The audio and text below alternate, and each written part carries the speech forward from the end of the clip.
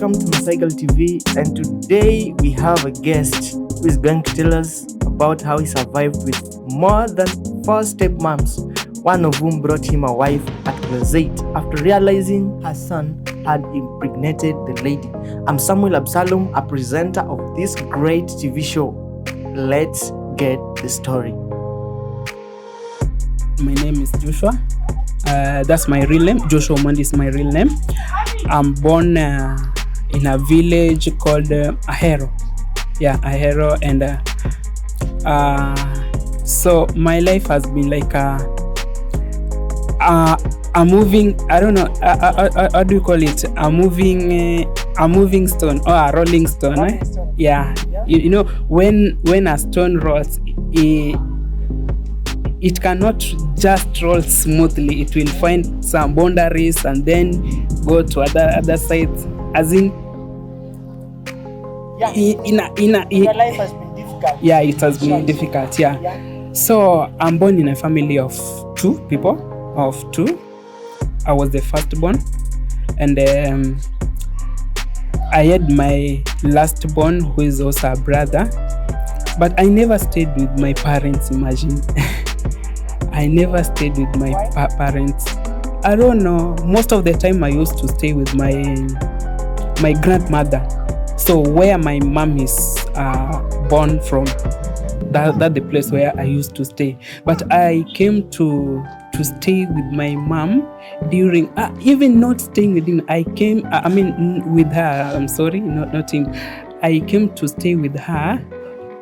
Not even staying, but I didn't come where she was staying to live with her.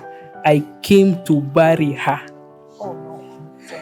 Yeah, I came to bury her. So when she passed, my mom passed on the river. So I don't know what she was doing in the river then. She slided and she drowned. On a river? Yeah, Which in a river. River Nyando. Yeah, River Nyando. And it was so sad, and I was too young. I was at the age of 4. Yeah, I was at the age of 4. So by that time, imagine, I was not even in Ahero. I had been taken to where my grandma was staying. That is in Siaya. Yeah. Siaya. Is it Siaya? Oh, okay, I don't remember very well because it has been a while. You know, I've not been to that place for almost 19 years, I think. Yeah. So that's where,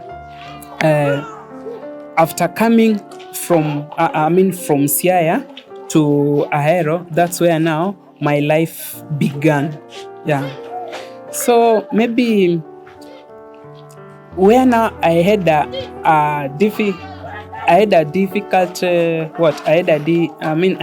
challenging life was when I was now staying with my father. And my father was not that very close to us. You've said your father was never close to you. What do you mean by that? He was busy in Nairobi. He was working in Nairobi by then, and we were staying just in the village, just now Ahero. And I think after the burial of my mom, he was looking forward to build a big home for us.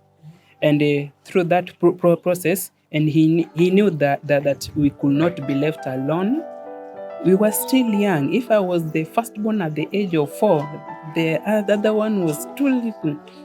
So he just decided to marry another mom, to bring another mom immediately, so that so that the mom could, the stepmother could support us.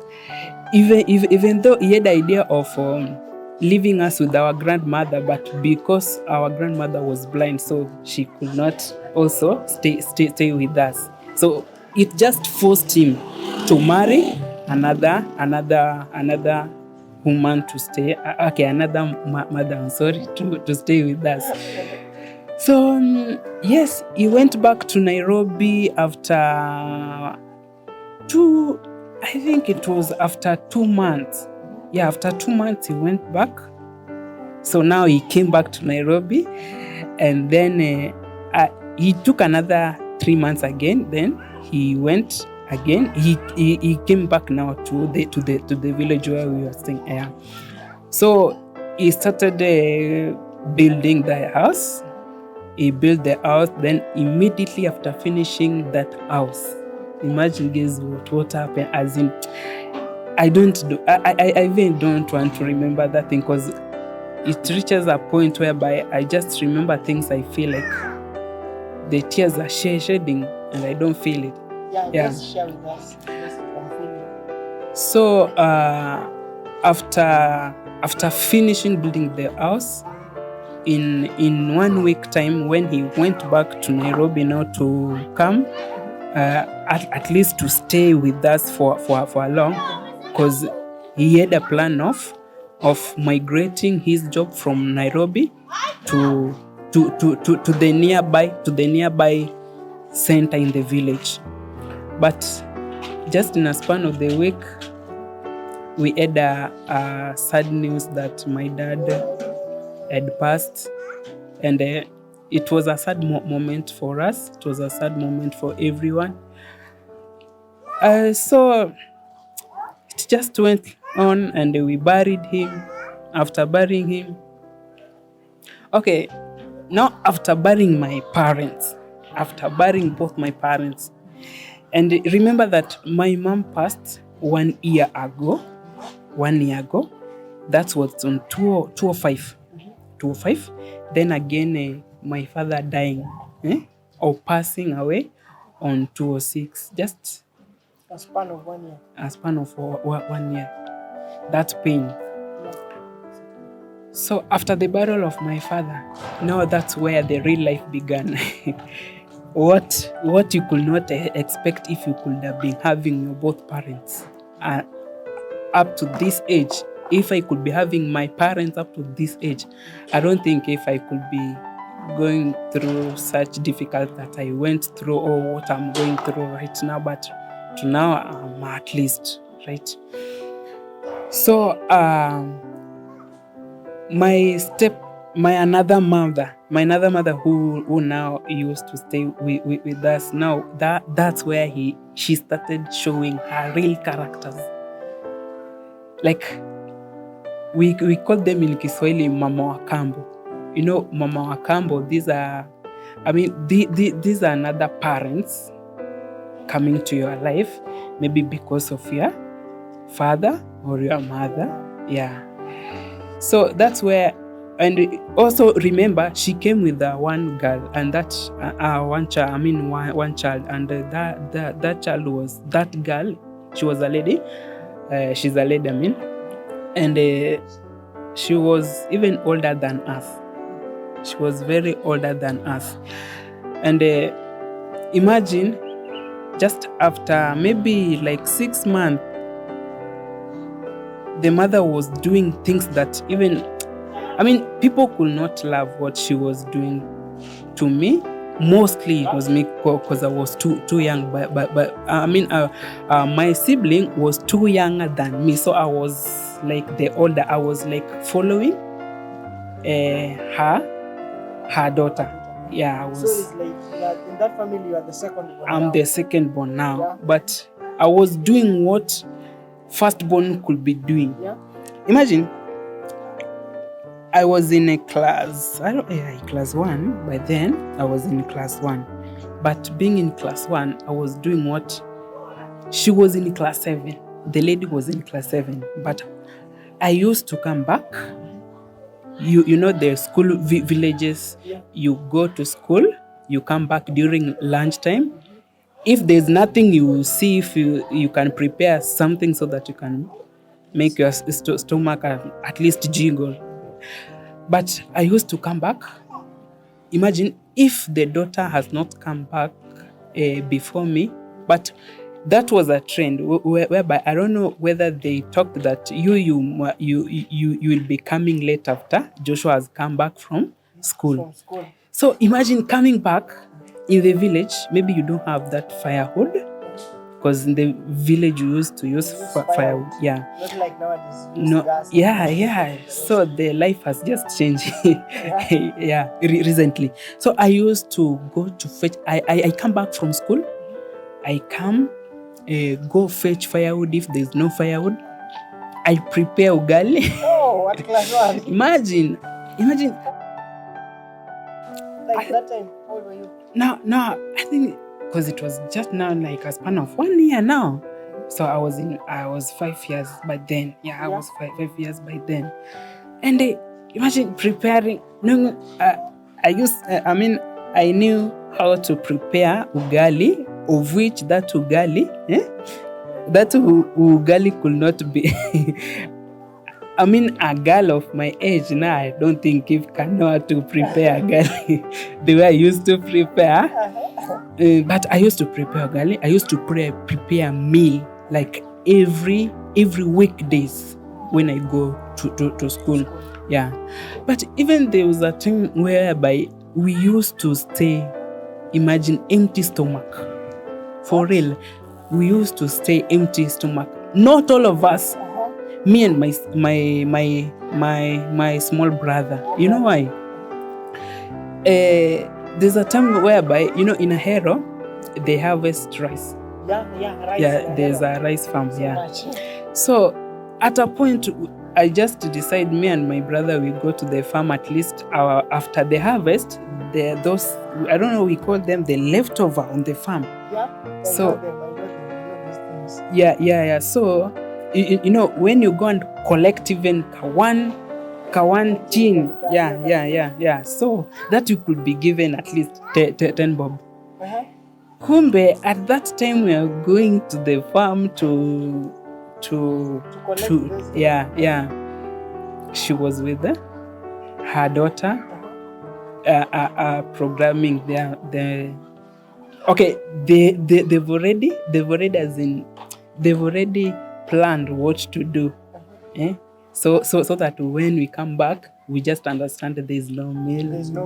We need to just maybe sleep, empty stomach, and then tomorrow. You remember tomorrow going back to school? I used to walk on a bare foot going to school. My shorts was patches. Oh, yeah. Yeah, you see that kind of life. But after another 1 year, I think I think my grandmom was not happy with what people were telling her about your life. about her son children. Yes. Grandchildren. Yeah, her grandchildren. Yeah.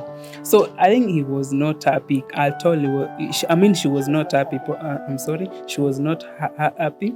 And may her soul also rest in peace, because she loved me. She loved both of us. So she was not happy, and she talked to one of my uncle. Now, where my aunt was married. Now, the sister to my brother, where she was married. So my uncle from that other village side came to pick me, as in like not picking me when they know, but picking me when they how do I say it? They came to steal me. Yeah. Not the. I'm sorry. He came to steal me. He came to steal me, and you know why he came to steal me, and why he was stealing me? Because these people, my stepmom, she could not allow me to go to get away from home, and also my father's brother, that's my uncle. Your uncle. Yeah, even him, he could not allow. But by the time I'm going through these things, my uncle could not tell. could not speak, could not even defend me from being child abuse. So he was just like it's a normal thing to him. I don't know. I don't know whether he was happy with the death of my father, or at that point I failed to understand, because from the other view of me, I knew that when your brother died or passed away and leave you with the children, you should take care. But imagine, he was not taking care of us. He was not taking at all. He never cared about our life, about our education. But when that uncle from other side came, we were picked. I was stolen. Okay, we were to be stolen, both of us. By that time, we were to be stolen, both of us. Yeah, but the problem was that my younger brother now, he was playing. Okay, he was playing in another village, and where he was, I could not go and convince him to come. So the uncle just told me, you just go as if you are going to do something far ahead, so that when I come, I will spot you. And so he was on a bike. So when I see you, I will just carry you and we go. So when I went, so yes, he came, and I went with him. After going with him, like, I don't know, there's something that happened. There's something that happened before we could reach, but I don't remember very well. So when he was when he was just riding, I don't know, one of the villagers called him on the bicycle, and I don't know, he never wanted me to know what was happening. So what he did, he just told me that, hey, now we just have to go, but what you are going to do, we are not going to take these people exactly place where you are, or where we are taking you. But I think there's something suspicious. Maybe someone saw us. I was so, like, there's someone saw us. Yeah. But so that's how it happened. But in a week, there's now that stepmother followed up. So he came. She came. I'm sorry. I don't know why I'm using that. He very Because you loved your dad. I really loved my dad, Yeah. by the way, because he's the person that I lived with. May his soul rest in peace. So that stepmother came. She followed me to where now I was staying with that uncle. But she also came with a plan of stealing me. He also came. She also came with a plan of stealing me, but he could not find any the chance to grab me from uncle. Yeah, because he already decided that now I want to take you to school. You'll be like my son, because he also was not married. At that time he was just a normal, a single man.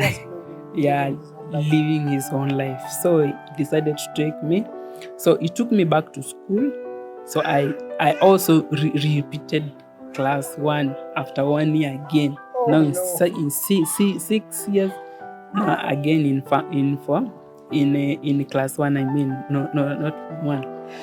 So as in, things just happened. Like, even there's a time, there's sometimes that when I sit down, I don't even get the clearance of what was happening in my life, because I used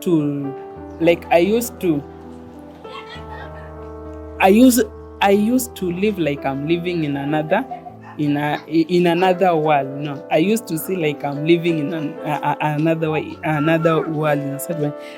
In a span of 1 year, somebody is coming to pick me. So another 1 year again in that village. No, there was also a step mom. I don't know how these things were happening in my life. Came for a burial, after the burial of my dad, after another 2 years, to came. So when she went home, she was not allowed. But I think he was. She needed to go and stay at home, but she was not allowed by my brothers. My father's brothers, that's my uncle. Yeah, he was not allowed, so he was just. But he knew me. He knew her, but me, I never knew her. So she followed where I was staying. She came and just convinced the uncle with sweet words. Like by that time, the uncle was not having good house. He never had been a good life. So when she came to the village where I was staying, she was like, "Are you okay? I want to change your life. Like I'm going back to Nairobi, and I want you to I want to build for you a house. I want to give you good life. So, but in one condition, and the condition was that if he could allow Joshua, that's now me, if he could allow me to go with her to Nairobi." And then I think it was like